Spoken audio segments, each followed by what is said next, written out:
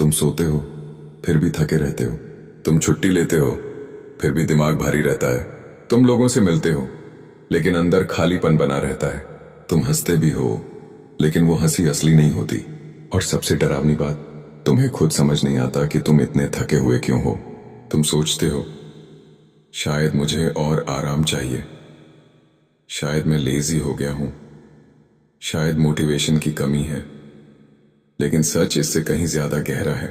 तुम्हें रेस्ट नहीं, रीसेट की जरूरत है। रेस्ट शरीर को ठीक करता है, रीसेट पहचान को। रेस्ट एनर्जी देता है, रीसेट डायरेक्शन देता है, और डायरेक्शन के बिना एनर्जी सिर्फ बिखरती है, बनती नहीं। अगर ये रीसेट नहीं हुआ तो तुम धीरे धीरे जीना नहीं, बस सरवाइव करना शुरू कर दोगे। नमस्ते, आप देख रहे हो माइंड स्टोरी। यहाँ फेक पॉजिटिविटी नहीं, रॉ रियलिटी मिलती है। यहाँ आपको वो बातें सुनने को मिलती हैं जो अनकंफर्टेबल होती हैं लेकिन जरूरी होती हैं। और आज की रियलिटी तुम्हें खुद से मिलवा सकती है। शारीरिक थकान दिखती है, मानसिक थकान छुप जाती है। कोई पूछता है थके हुए लग रहे हो, तुम कहते हो नहीं सब ठीक है, लेकिन अंदर लगातार सोच, चिंता, डर, अनिश्चितता, डिसीजन फटीग, कंपैरिजन, प्रेशर, ये सब मिलकर दिमाग पर एक इनविजिबल वेट डालते रहते हैं। जैसे किसी ने तुम्हारे कंधों पर बोझ रख दिया हो जो दिखता नहीं लेकिन उतरता भी नहीं। हम रोज सैकड़ों फैसले लेते हैं, क्या पहनना है, क्या खाना है, किससे बात करनी है, क्या रिप्लाई करना है, क्या इग्नोर करना है, क्या टॉलरेट करना है। धीरे धीरे दिमाग थक जाता है और फिर सिंपल डिसीजंस भी भारी लगने लगते हैं। क्या करूं, कहां से शुरू करूं? मन नहीं है, ये लेजीनेस नहीं, डिसीजन ओवरलोड है।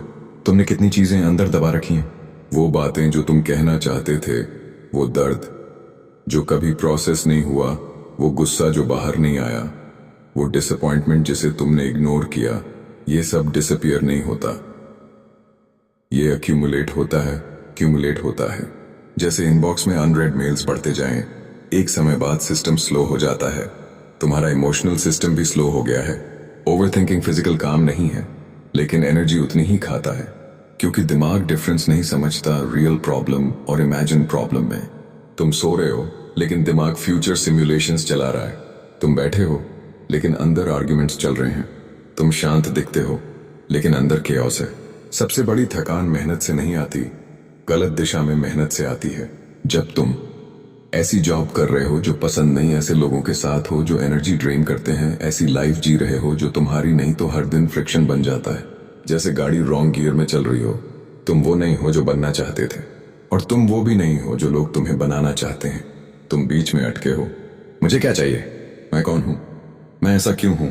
आइडेंटिटी कंफ्यूजन बहुत एनर्जी खाता है। Phone, social media, series, gaming, sleeping, ये सब एस्केप देते हैं, सोल्यूशन नहीं। जब डिस्ट्रैक्शन खत्म होता है, प्रॉब्लम वापस खड़ी मिलती है। इसीलिए खाली समय डेंजरस लगता है। रियल रीसेट ग्लैमरस नहीं होता, वो छोटे पेनफुल स्टेप्स से शुरू होता है। अनकंफर्टेबल ट्रूथ एक्सेप्ट करना, कुछ चीजें छोड़ना, कुछ रिलेशनशिप्स डिस्टेंस करना, रूटीन तोड़ना, प्रायोरिटीज रीडिफाइन करना, स्लो होना। रीसेट केओस के बाद क्लैरिटी लाता है। याद रखो, थकान हमेशा एफर्ट की वजह से नहीं होती, कभी कभी मीनिंग की कमी से होती है। तुम्हें छुट्टी नहीं, दिशा चाहिए। तुम्हें आराम नहीं, अलाइनमेंट चाहिए। और जिस दिन तुमने अपनी जिंदगी को रीसेट कर दिया, उसी दिन पहली बार तुम्हें लगेगा तुम सिर्फ एग्जिस्ट नहीं कर रहे, तुम सच में जी रहे हो। अगर ये बात दिल में लगी तो आज से और सोने की नहीं, सच देखने की शुरुआत करो। माइंड स्टोरी, जहां मोटिवेशन नहीं, खुद से मिलने का रास्ता मिलता है।